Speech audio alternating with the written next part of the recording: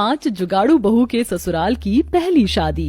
पायल को तैयार करके उसे हॉल में लाया जाता है। पायल चाय नाश्ते की ट्रे लेकर वहाँ जाती है जहाँ लड़के वाले उसका इंतजार कर रहे थे। लीजिए आप नाश्ता कीजिए, हमारी बेटी पायल ने सब अपने हाथों से बनाया है। खाना तो बहुत स्वादिष्ट है। हाँ, और लड़की भी बहुत सुंदर है। बहन जी हमें तो रिश्ता मंजूर है। तो बहन जी हमारी तरफ से भी रिश्ता पक्का। बस फिर कोई अच्छा सा मुहूर्त देखकर जल्द ही शादी फिक्स कर देते हैं। चटमंगनी पट ब्याह। इस तरह रिश्ता तय हो जाता है और सब फिक्स करने के बाद जब लड़के वाले वहाँ से चले जाते हैं, ये रिश्ता फिक्स हो गया, अब हमारी ननद की शादी होगी, हम धूमधाम से सब करेंगे। हाँ, हमारे ससुराल की ये पहली शादी है, इसमें हम खूब एंजॉय करेंगे। हाँ दीदी, बहुत मजा आने वाला है। हमें अभी से ही तैयारियां शुरू करनी होंगी। हाँ, कोई कमी नहीं रहनी चाहिए हमारी नंद की शादी में। मेरी शादी के लिए मुझसे ज्यादा एक्साइटेड तो आप सब लग रही हैं। कुछ ज्यादा ही खुश हो रही हैं आप। हाँ, तो खुश कैसे नहीं होंगे, हमारी प्यारी नंद की शादी जो है और ये हमारे ससुराल की पहली शादी भी है, तो इसमें हम कोई कसर नहीं छोड़ेंगी और हम खूब धमाल करेंगे। 5 भाभियां शादी के लिए बहुत खुश थी और उसकी प्लानिंग कर रही थी। तभी उनकी नजर अपनी सास पर पड़ती है जो थोड़ी उदास थी।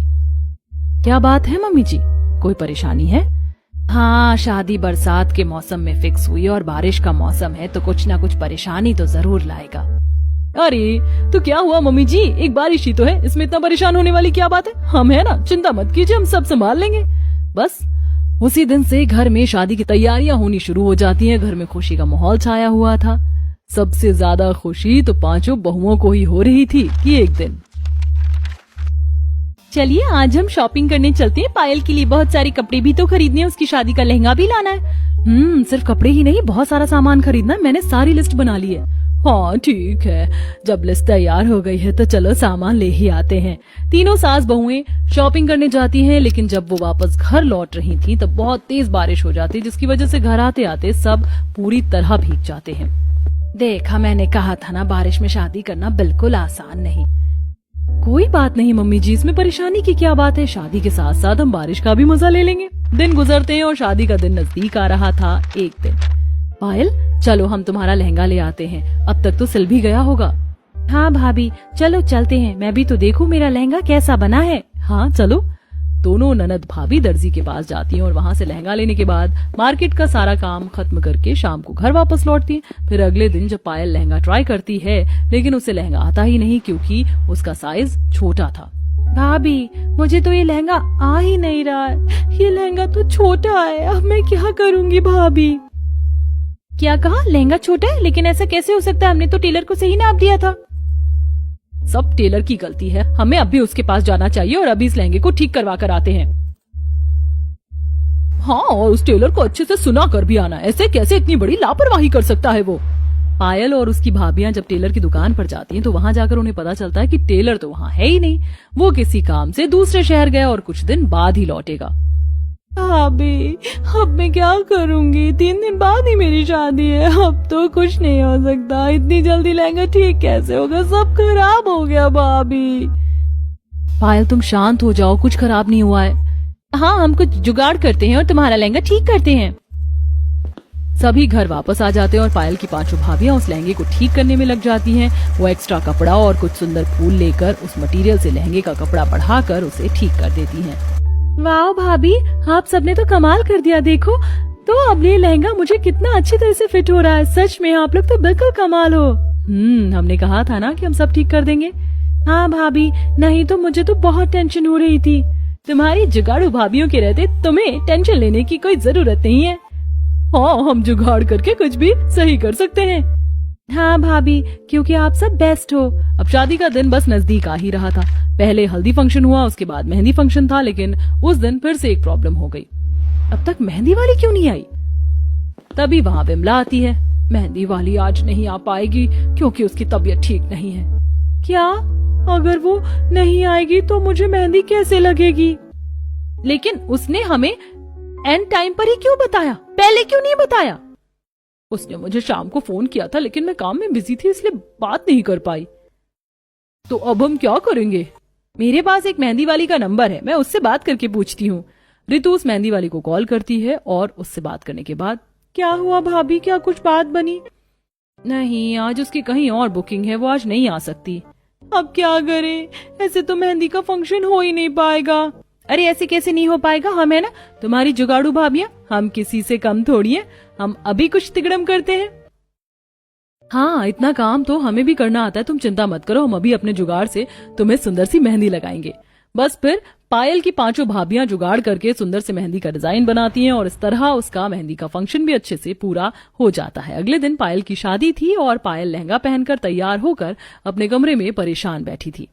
भाभी, आज सुबह से इतनी तेज बारिश हो रही है, मेरी मेकअप आर्टिस्ट जाम में फंस गई, अब मैं क्या करूं? उसे आने में न जाने कितनी देर लगेगी। पायल, तुम अपनी शादी वाले दिन रो रही हो? हमारे होते हुए तुम रो कैसे सकती हो? तुम्हें पता है ना, हम तुम्हारी जुगाड़ू भाभियां हैं, हम किसी भी चीज में जुगाड़ करके उसका सोल्यूशन निकाल सकते हैं। लगता है तुम्हें हम पर भरोसा नहीं। ऐसा नहीं है भाभी। अगर ऐसा नहीं है तो एक काम करते हैं, हम अभी एक जुगाड़ करके सब ठीक करते हैं। इसमें तो मैं एक्सपर्ट हूँ, देखना, हम तुम्हें ऐसे सजाएंगी कि सब देखते रह जाएंगे। पायल की सभी भाभियां मिलकर उसका सुंदर सा मेकअप कर देती हैं, जिसके बाद पायल बहुत खुश हो जाती है। लेकिन प्रॉब्लम अभी यहाँ खत्म नहीं हुई थी। छत पर हलवाई टेंट लगाकर खाना बना रहे थे। तेज आंधी और बारिश की वजह से खाने में पानी चला गया था, जिससे खाना खराब हो गया। अब हम क्या करेंगे, बारात भी आने वाली, सारा खाना खराब हो गया। हाँ, और सब मेहमान भी आ गए हैं, लेकिन खाना ही नहीं है। ऐसी हालत देखकर सभी बहुएं फिर से तैयार होती हैं और इस बार खाने का मोर्चा संभालती हैं। मम्मी जी, पापा जी, आप दोनों फिक्र छोड़िए और देखिए कि आपकी पांचों जुगाड़ू बहुएं कैसे इस समस्या को उखाड़ फेंकती हैं। हाँ, आप दोनों बस देखते जाइए। बिना कोई देरी किए सभी रसोई में जाती हैं और जल्दी जल्दी खाना बनाना शुरू करती हैं। जल्दी जल्दी सब मेज लगाओ और उस पर खाना रखना शुरू करो, हमारे पास ज्यादा समय नहीं है। इस तरह पांचों बहुएं जल्दी से ढेर सारे पकवान बनाती हैं और मेहमानों के लिए खाना लगाया जाता है। सच में बहुओं, तुमने तो कमाल कर दिया। इस बार फिर से तुमने हमारी नाक कटने से बचा ली। हाँ, मेरी पांचों बहुएं कमाल की हैं। कितनी भी बुरी परिस्थिति क्यों ना हो, जुगाड़ लगाकर उसे सही कर देती हैं। थोड़ी देर बाद जब दुल्हन के फेरे हो रहे थे, अब सब अच्छे से हो जाए बस। लेकिन इतनी आसानी से कहाँ सब सही होने वाला था। फिर से एक और समस्या ने दस्तक दी। बेटा, अब हम क्या करें? पायल की डोली जो ला रहे थे रास्ते में, उनसे डोली गिर गई और वो टूट गई। क्या? मम्मी जी, आप बाकी सब संभालिए, तब तक हम अपने जुगाड़ से डोली तैयार करके लाती हैं। हाँ, आखिर हमारा जुगाड़ कब काम आएगा। चलो जुगाड़ू क्वींस, हम अपना काम शुरू करते हैं। बस बिना कुछ देरी किए पांचों बहुएं फिर से अपने जुगाड़ में लग जाती हैं। उन्होंने बहुत सारी लकड़ियां इकट्ठा की और उसकी मदद से डोली बनाना शुरू किया। डोली बनने के बाद, चलो शुक्र है डोली तो बन गई, अब हम जल्दी से इसे अच्छे से सजा देते हैं। हाँ, पेंट करके हम इसे फूलों से सजाएंगे। सभी ने डोली पर पेंट किया और उसे अलग अलग तरह के फूलों से सजाकर तैयार कर दिया। डोली तैयार होने के बाद उनकी ये समस्या भी हल हो गई। सच में तुम सबने तो एक बार फिर से कमाल कर दिया। कुछ भी हो, मेरी जुगाड़ू बहुएं सबसे बेस्ट हैं। इस तरह जुगाड़ू बहुओं ने अपना जुगाड़ से अपनी ननद की शादी अच्छे से करवाई और शादी के बाद डोली तैयार करके खुशी खुशी अपनी नंद को उसमें विदा किया। तुझे पता है, एक जगह से मॉडलिंग का ऑफर आया था मुझे, पर उसी दिन मेरी शादी है, तो मैंने अपना पहला ऑफर खुद मना कर दिया। वैसे देख, मैंने 4-5 वेस्टर्न ड्रेस ली है अपने लिए। शादी के बाद पुरानी ड्रेस छोड़ना पहनूंगी मैं तो कहती हूँ कि तू भी 1-2 ले ले वेस्टर्न ड्रेस। घर में ना सही, पर बाहर घूमने जाएगी तब पहन लेना। अरे यार नहीं, तू तो जानती है ना मुझे ऐसे मॉडर्न कपड़े पहनना पसंद नहीं। बहाने बनाना बंद कर। बहुत अच्छे से जानती हूँ तेरा भी मन करता होगा, पर तेरी जो अरेंज मैरिज है, तुझे डर है कि तेरी सास तुझे ऐसे कपड़े पहनने दे या ना दे, इसलिए लव मैरिज बेस्ट होती है। मैं तो तुझे समझाती थी कि लव मैरिज कर ले। लव मैरिज करती तो मेरी तरह शादी के बाद भी ऐसे कपड़े पहन पाती। अब कुछ दिन में दोनों दोस्त ड्रेस लेकर अपने अपने घर आती हैं। इसी तरह कुछ दिन बीत जाते हैं और शादी से कुछ दिन पहले सिमरन आरती को अपने घर बुलाती है और उसके सामने अपनी कुछ मॉडर्न ड्रेस रखकर उससे बोलती है, देख, सास तो सास होती है और सास अपनी बहू को मॉडर्न कपड़े नहीं पहनने देती, इसलिए तू मेरी कुछ ड्रेस रख ले। जब पति के साथ घूमने जाएगी तो ये कपड़े पहन लेना। मेरी सास मुझे जैसे कपड़े पहनाना चाहेगी मैं पहन लूंगी। मुझे इन कपड़ों की जरूरत नहीं है। मैंने आज से पहले ऐसे कभी कपड़े पहने नहीं है। मुझे तो खुद शर्म आती है। पर तू ऐसा क्यों बोल रही है कि सास सास होती है? तू तो लव मैरिज कर रही है। हाँ, लव मैरिज कर रही हूँ, पर लव मैरिज वाली की सास एक खड़ूस सास होती है। वैसे मैंने विक्रम से बात कर ली है सारी, और मैंने उसे साफ साफ कह दिया है कि शादी के बाद मैं सूट साड़ी ये सब नहीं पहनूंगी, और अगर कभी सूट साड़ी भी पहनूंगी तो स्टाइलिश पहनूंगी। मैं घूंघट में नहीं रहने वाली। बहन जी की तरह, और उसने भी कहा कि वो मेरे साथ है। ये तो बहुत अच्छी बात है। अब तू अपने कपड़े समेट ले, बहुत जल्द एक ही दिन हम दोनों दोस्त की शादी हो जाएगी। पर अच्छी बात यह है कि हम दोनों का ससुराल ज्यादा दूर नहीं है। अगर मुझे मौका मिला या तुझे मौका मिला तो तू मिलने जरूर आना। आरती सिमरन से काफी सारी बातें करके अपने घर जाती है। समय गुजरता है और दोनों ही दोस्त की एक साथ शादी हो जाती है। जहां आरती घूंघट करके अपने ससुराल पहुंचती है तो वहीं बिना घूंघट के सिमरन अपने ससुराल पहुंचती है। भाभी, ये क्या आपकी नई नई शादी हुई है और आप बिना घूंघट के गाड़ी से उतर गए? बहू, तेरे घर वालों ने कुछ नहीं सिखाया क्या? अभी तेरी मुंह दिखाई भी नहीं हुई है, पहले ही दुनिया को मुंह दिखाने का इरादा है क्या? जल्दी से घूंघट कर। सिमरन, मैं तुम्हारे साथ हूँ, पर कुछ रीति रिवाज भी होते हैं, उन्हें तो पूरा करना ही पड़ेगा ना। रस्मों की बातें सुनकर सिमरन घूंघट कर लेती है। कुछ देर में उसका गृह प्रवेश होता है तो वहीं शोभा अपनी बहू का घूंघट देख उससे बोलती है, बहू, इतनी गर्मी हो रही है और तूने इतना लंबा घूंघट कर रखा है। घूंघट करने की क्या जरूरत है? तुझे देखकर तो हमने अपने बेटे की शादी करवाई है। हाँ भाभी, वैसे भी अब के जमाने में कौन घूंघट करता है? सर पर पल्लू तो भी ठीक है। हटा लो बहू घूंघट, किस्मत वालों को मिलती है शोभा जैसी सास। सभी लोगों के कहने पर आरती अपना घूंघट हटा लेती है। कुछ ही देर में उसका भी गृह प्रवेश होता है और इस तरह पूरा दिन बीत जाता है। अगले दिन दोनों ही बहू की पहली रसोई होती है, इसलिए दोनों ही जल्दी उठकर तैयार हो जाती हैं। जहां आरती साड़ी पहनकर सिर पर पल्लू रखती है तो वहीं स्लीवलेस सूट डालकर बिना चुन्नी के सिमरन नीचे आती है। बहू, ये क्या बेशर्मी है? माना कि तुम्हारी लव मैरिज हुई है, पर इसका मतलब ये तो नहीं कि तुम शादी के अगले ही दिन ऐसे कपड़े पहनो। जल्दी से जाकर कपड़े बदलो। और हाँ, तुम्हारी पहली रसोई रात को होगी। शादी में कुछ रिश्तेदार नहीं आ पाए थे तो इसलिए वो आज आ रहे हैं, तो उनके सामने साड़ी पहनकर ही आना। ठीक है माँ जी, पर इस सूट में क्या दिक्कत है? माँ, भाभी को आए अभी एक दिन भी नहीं हुआ है और वो आपसे सवाल कर रही हैं। बहू, हमारे घर की बहू ऐसे कपड़े नहीं पहनती। अभी तुम्हारी नई नई शादी हुई है, कम से कम शादी के कुछ दिनों तक तो हमारी इज्जत रख लो और ढके हुए कपड़े पहन लो। किसी भी वक्त कोई भी आ जाएगा तुमसे मिलने, और अगर वो तुम्हें ऐसे कपड़ों में देखेंगे तो मेरी क्या इज्जत रह जाएगी उनके सामने? सोचा है कभी? सिमरन, तुम सब कुछ मुझ पर छोड़ दो और अभी जाकर प्लीज ऐसा सूट डालो जिसकी बाजू पूरी हो। तुम्हें मुझ पर विश्वास तो है ना? विक्रम के कहने पर सिमरन जाकर कपड़े चेंज कर लेती है तो वहीं शोभा अपनी बहू की साड़ी देख सिर पर हाथ रखकर उससे बोलती है, हे भगवान, कैसी बहू मिल गई है मुझे। क्या हुआ माँ, तुम ऐसा क्यों बोल रही हो? आरती से कोई गलती हो गई है क्या? बेटा, मेरी बहू आजकल की है और इसे देखो, हमारे जमाने में जी रही है। बहू हमारे जमाने में लड़की शादी करके आती थी, घूंघट करती थी, साड़ी पहनती थी, पर अब की लड़कियां सूट पहनती है, स्टाइलिश कपड़े पहनती है। और एक तुम हो, देखो रात में घर में मेहमान आ रहे हैं, अगर उन्होंने तुम्हें ऐसे साड़ी में सर पर पल्लू देखा तो क्या कहेंगे कि मैं अपनी बहू और बेटी में फर्क करती हूँ, बेटी को छोटे कपड़े पहनाती हूँ और बहू को घूंघट में रखती हूँ। भाभी, आप जब तक स्टाइलिश नहीं बनोगी ना तो माँ आपको ऐसे ही सुनाती रहेगी, आपकी सास औरों की सास से अलग है। बस ये बात गांठ बांध लो। अपनी सास और नंद की बातें सुनकर आरती हंसने लगती है और जाकर सूट डाल लेती है। देखते ही देखते शाम हो जाती है और खाना बनाते हुए दोनों दोस्त एक दूसरे से फोन पर बातें करती है। लगता है भगवान ने हम दोनों की किस्मत एक जैसी लिखी है, एक साथ शादी हुई और एक ही टाइम पर पहली रसोई भी हो रही है। मुझे तो तेरी बहुत याद आ रही है। वैसे आज तूने क्या पहना है? इतने सारे तो वेस्टर्न कपड़े लेकर गई थी, पहना या नहीं? आज तो ससुराल में पहला ही दिन है और बाहर से कुछ लोग आ रहे हैं, तो उनके सामने वेस्टर्न ड्रेस नहीं पहन सकती ना, इसलिए साड़ी पहनी है ताकि मेरी सास भी खुश हो जाए। तू अपना बता, आंटी जी बनकर तो नहीं घूम रही ना ससुराल में? और तेरी सास तुझे घूंघट तो नहीं करवा रही? अरे नहीं यार, मेरी सास को तो मेरे घूंघट करने से ही प्रॉब्लम है। अच्छा, मैं रखती हूँ, बाकी बातें तुझसे बाद में करूंगी। लगता है घर में मेहमान आ गए हैं। आरती अपने दोस्त से आधी अधूरी बातें करके फोन रख देती है। कुछ देर में दोनों के घरों में मेहमान आते हैं, जहां आरती को देख सभी शोभा से कहती हैं, शोभा, तेरी पहली बहू है हमारे घर में जो सूट साड़ी में है।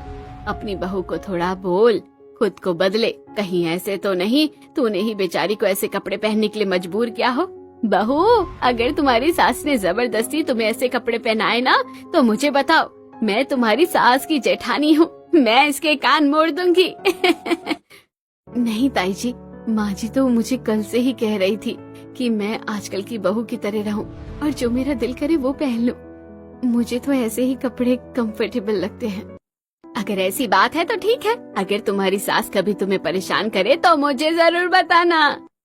जहां ससुराल में आते ही आरती को काफी सारी खुशियां मिलती हैं, तो वहीं जब साड़ी पहनकर बिना सिर पर पल्लू रखे सिमरन मेहमानों को खाना परोसती है तो शांति की जेठानी शांति को ताने कसती है। शांति, पर जो भी कहो, तुम बड़ी मॉडर्न हो गई हो। आज तक हमारे खानदान में किसी की लव मैरिज नहीं हुई, पर तुमने तो अपने बेटे की लव मैरिज भी करवा दी और बहू को स्टाइलिश साड़ी पहनने की भी मंजूरी दे दी। अब जो स्टाइलिश साड़ी पहनती है, भला वो घूंघट कहाँ से करना सीखेगी, कहाँ से जानेगी? बहू बड़े कुछ बोल रहे हैं, अब क्या सुनाई भी नहीं देता? सुमित्रा की ऐसी बातें सुनकर शांति सिमरन को आंख दिखाने लगती है। कुछ देर में सुमित्रा खाना खाकर वहां से चली जाती है और शांति सिमरन से नाराज हो जाती है। इसी तरह कुछ दिन बीत जाते हैं और सिमरन अपनी सास के अनुसार कपड़े पहनना शुरू कर देती है। ऐसे ही एक रात। विक्रम, तुमने तो कहा था कि तुम मेरा साथ दोगे, मुझे बाहर घुमाओगे, मुझे वेस्टर्न कपड़े पहनने दोगे, पर यहाँ देखो मुझे माँ जी की वजह से आंटी जैसे कपड़े पहनने पड़ते हैं। तुम्हारी बहन तो खुद मॉडर्न कपड़े पहनती है और मुझे ऐसे सूट साड़ी पहनने को कहती है। फिक्र मत करो, तुम जाकर तैयार हो जाओ, हम अभी मूवी देखने चलेंगे। विक्रम के कहने पर सिमरन जल्दी से तैयार होकर बाहर आती है और एक बार फिर अपनी बहू को फाइटिंग वाले सूट में देखकर उस पर भड़कने लगती है। इस घर में मैं हूँ या नहीं, जब तुम्हें अपने ही मन की करनी है, और तुम दोनों इस वक्त कहाँ चले ऐसे कपड़े पहनकर? वो माँ जी, जब से शादी हुई हम बाहर नहीं गए ना, तो इसलिए आज हम बाहर जा रहे हैं। माँ, सही कहा ताई जी ने, भाभी तो हाथ से निकली हुई है और भैया भी सिर्फ भाभी की सुनते हैं। अभी शादी को 1 महीना भी नहीं हुआ और तुम अपने पति के हाथ में हाथ डालकर घर से बाहर जाओगी। जहाँ भी जाना हो रात में जाना, अंधेरे में। मैं नहीं चाहती कि तुम्हारी वजह से मुझे अब गली मोहल्ले वालों के भी ताने सुनने को मिले। शांति सिमरन और विक्रम को बाहर जाने से मना कर देती है, जिस वजह से सिमरन का मूड खराब हो जाता है। तो वहीं करिश्मा और शोभा मैक्सी ड्रेस लेकर आते हैं और आरती को देते हुए कहते हैं, बहू, जब से शादी हुई है कहीं बाहर नहीं गई। हमारी इतनी हैसियत तो नहीं कि तुम्हें हनीमून के लिए बाहर भेज सके, इसलिए आज तुम भी ड्रेस पहनकर कहीं बाहर घूमने चली जाओ। आरती, अब तो माँ ने खुद तुम्हें ड्रेस ला कर दी है, अब तो चलो। अच्छा ठीक है, मैं अभी ड्रेस चेंज करके आती हूँ। आरती ड्रेस चेंज करके आती है और अपने पति के साथ बाहर घूमने जाती है। तो वहीं रात के अंधेरे में सिमरन और विक्रम बाहर घूमने जाते हैं और बाहर जाकर सिमरन कपड़े बदलती है। कितना अच्छा लग रहा है आज मुझे वन पीस पहनकर। पता नहीं कब मैं ससुराल में खुलकर जी पाऊंगी, जैसे मैं जीना चाहती थी। अभी नई नई शादी हुई है, लोगों की नजरों से माँ तुम्हें बचा के रखना चाहती है, पर फिक्र मत करो, 1-2 महीने में सब नॉर्मल हो जाएगा। फिर जैसे तुम बन के रहना चाहती हो वैसे बन के रह पाओगी। आज सिमरन को विक्रम के साथ पूरी रात घूमकर काफी अच्छा लगता है। अब वो लोग घर आते हैं, पर ये सब शांति को अच्छा नहीं लगता। इसी तरह कुछ दिन बीत जाते हैं और विक्रम अपनी माँ से हनीमून जाने की जिद करता है। गलती करी मैंने तेरी लव मैरिज करवा के। अरे चला जाता तू मुझे छोड़कर, अच्छा ही होता। तुम्हारी वजह से पूरी जात बिरादरी में शर्मिंदा होना पड़ रहा है मुझे। माँ, आजकल सब हनीमून पर जाते हैं, मेरे दोस्त यार भी मुझसे पूछते हैं 2 ही दिन के लिए जाने दो ना। तूने तो कसम खा रखी है, मेरी तो बात नहीं मानेगा। जहाँ जाना है जाओ, पर सिर्फ 2 दिन के लिए।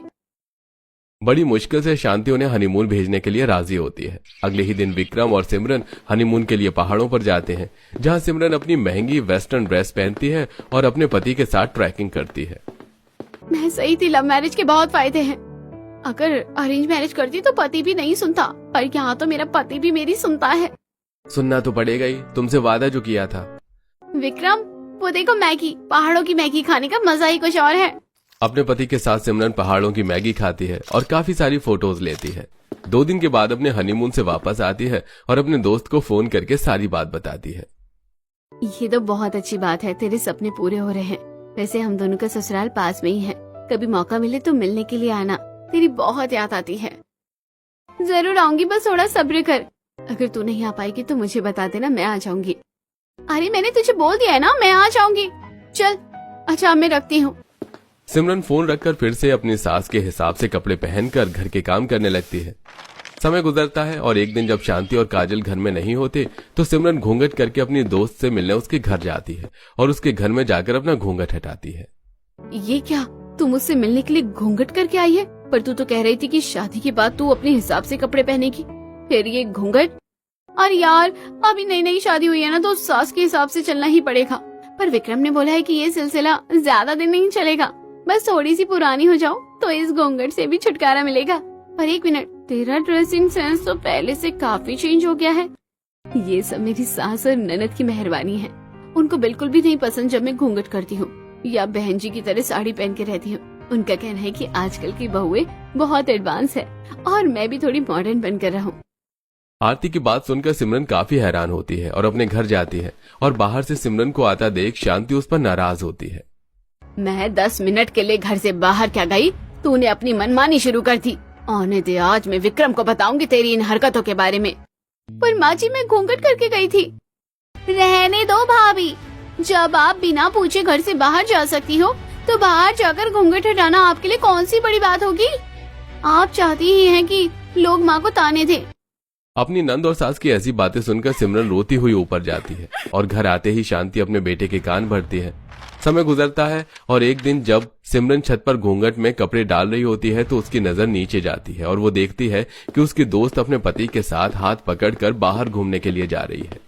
आरती तो एक सिंपल जिंदगी जीना चाहती थी। उसने तो कभी सोचा ही नहीं था कि उसका ससुराल इतना अच्छा होगा। गलती करी मैंने लव मैरिज करके। ससुराल वालों को खुश करने के चक्कर में मैंने अपनी खुशियाँ खत्म कर ली हैं। अपनी दोस्त को खुश और एक आजाद जिंदगी जीता देख सिमरन को काफी बुरा लगता है। ऐसे ही एक रात, विक्रम, और कब तक मुझे बहन जी की तरह साड़ी पहनना होगा, घूंघट में रहना होगा? माँ जी तो मुझे घर से बाहर भी नहीं जाने देती। तुमने मुझसे वादा किया था कि मैं अपने हिसाब से कपड़े पहन सकती हूँ, जिंदगी जी सकती हूँ, पर यहाँ तो कुछ ऐसा ही नहीं हो रहा है। सिमरन, तुम क्या चाहती हो कि मैं तुम्हारी वजह से माँ से लड़ूं? हमारे घर के जो रीति रिवाज हैं वो तुम्हें अपनाने ही पड़ेंगे। शादी के बाद हर किसी को कॉम्प्रोमाइज करना पड़ता है, तुम्हें भी करना होगा। विक्रम अपने सारे वादे भूल जाता है और उल्टा सिमरन को ही सुनाना शुरू कर देता है।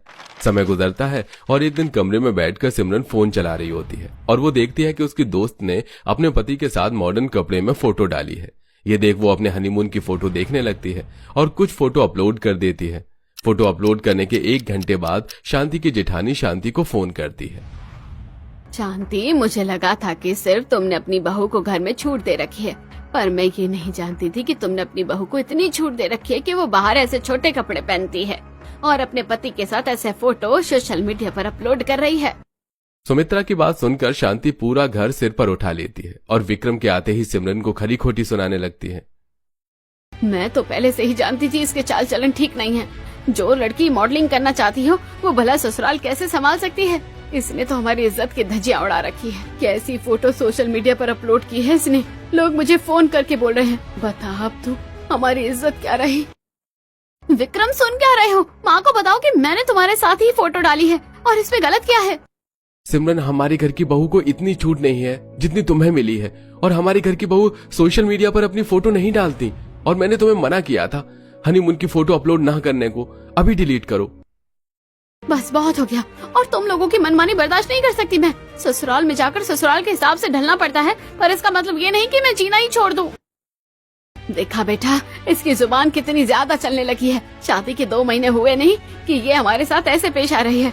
सोच, 2 साल बाद ये हमारा क्या हाल करेगी। सिमरन, इस घर में रहने के लिए तुम्हें माँ के हिसाब से ही चलना होगा। अगर मुझे माँ जी के हिसाब से अपनी जिंदगी जीनी है तो मुझे यहाँ नहीं रहना। मैं जा रही हूँ ये घर छोड़कर, क्योंकि अब मेरा यहाँ दम घुटने लगा है। गुस्से में सिमरन घर छोड़कर अपने मायके आ जाती। समय गुजरता है और काफी दिनों तक जब आरती की सिमरन से बात नहीं होती और उसे पता चलता है कि सिमरन अपने मायके आई है तो अपनी दोस्त से मिलने के लिए वेस्टर्न ड्रेस में सिमरन के घर जाती है, जहां वो देखती है कि सिमरन की माँ भी उसे ताने दे रही है। और करो लव मैरिज अपनी पसंद से। अपनी पसंद से की थी ना शादी, क्या हुआ? 2 महीने भी घर नहीं चला पाई। हमारी पसंद से की होती तो आज ससुराल में राज कर रही होती, और तुम्हारे साथ अगर कुछ भी गलत होता तो हम तुम्हारे साथ खड़े होते। अब क्या मुंह लेकर जाएगा अपने ससुराल? बोझ बनकर बैठी है वहाँ पर भी। आरती को देख सिमरन की माँ चुप हो जाती है और आरती सिमरन के साथ उसके कमरे में जाती है। और जब आरती को सिमरन की हालत के बारे में पता चलता है तो वो उससे कहती है, तूने बिल्कुल सही फैसला लिया उस घर को छोड़कर, पर तूने मुझे कुछ बताया क्यों नहीं? पर अब तू अपना सपना पूरा करना, और जिसे आज तो बोझ लग रही है ना, देखना कल को वही तुझे बेटी बोलकर गर्व करेगी। सही कह रही है तू। बहुत कुछ कर लिया मैंने इन लोगों के लिए। अब मैं खुद को खुश रखूंगी। अब मैं दिखाऊंगी सबको कि मैं अकेली खुश हूँ। आरती के कहने पर सिमरन एक बार फिर मॉडलिंग के लिए अप्लाई करती है और काफी जगह से उसे ऑफर आने भी शुरू हो जाते हैं। समय गुजरता है और एक दिन शांति अपने पूरे परिवार के साथ अपनी देवरानी के बेटे की रिसेप्शन पार्टी में जाती है, जहां वो देखती है कि उसकी देवरानी की बहू ने अपने रिसेप्शन पार्टी पर वन पीस पहना है और वो अपने पति के साथ मेहमानों से मिल रही है और उनके साथ वो ड्रिंक कर रही है। इस पार्टी में आरती का परिवार भी होता है और सुमित शांति से कहता है, आपका भतीजा मेरा दोस्त है, उसने भी लव मैरिज करी है, पर देखो अपनी देवरानी को, उसने अपनी बहू के साथ वो सलूक नहीं किया जो आपने किया। जब मुझे आरती ने सिमरन के बारे में बताया तो मुझे बहुत बुरा लगा। आप जिस रिश्तेदार की बात सुन रही हैं, उन्होंने अपनी बहू के लिए और दूसरों की बहू के लिए कितने अलग नियम बना रखे हैं। आप लोगों ने जो मेरी दोस्त के साथ किया वो बिल्कुल सही नहीं था। आप लोगों ने उसके सपने मार दिए। देखिए, जिस रिश्तेदार को दिखाने के लिए आपने मेरी दोस्त के साथ इतना बुरा किया, आज उन्हें ही आपसे या समाज से कोई फर्क नहीं पड़ा। मैं हमेशा से ही अपनी बहू पर रोक टोक करती रही ताकि कोई मुझ पर उंगली ना उठा सके, और यहाँ मेरे जेठ जेठानी देवरानी भी इतने आगे बढ़ गए। मेरी बहू ने एक फोटो अपलोड करी तो उन्होंने मेरे घर में फूट डाल दी, और आज उनकी बहुएं। माँ, हमने भाभी के साथ बहुत गलत किया है। हमें उनसे माफी मांगनी चाहिए और उन्हें वापस बुला लेना चाहिए और उन्हें उनकी जिंदगी उनके हिसाब से जीने देने चाहिए। उस दिन शांति और उसके परिवार को अपनी गलती का एहसास होता है और वो लोग पार्टी से सिमरन के पास जाते हैं। बहू, मुझे माफ कर दे और घर वापस चलो। तुझे जो कपड़े पहने हैं पहना। जिन लोगों से डर कर मैंने तुझे तेरे ऊपर पाबंदी लगाई, आज मैंने देखा वही लोग खुलकर जिंदगी जी रहे हैं। मुझे माफ कर दे बहू, मुझसे बहुत गलती हो गई है। मुझे अपनी गलती का एहसास हो चुका है। सिमरन, मुझे भी माफ कर दो। तुम्हारा असली गुनहगार मैं हूँ। मैंने तुम्हें बड़े बड़े सपने दिखाई, तुमसे वादा किया, और जब उन्हें पूरा करने का समय आया तो मैं खुद। आप लोग मुझे इसी तरह से अपनाना चाहते हैं, ये जानकर मुझे बहुत खुशी है। मैं भी यही चाहती हूँ कि सबसे पहले सब ठीक हो जाए, और अगर आप लोगों को मेरे कपड़ों से दिक्कत नहीं हुई तो मुझे भी किसी चीज से कोई दिक्कत नहीं है। सिमरन की जिंदगी में अब सब ठीक हो जाता है और वो फिर से अपने ससुराल जाती है, अपने हिसाब से कपड़े पहनती है।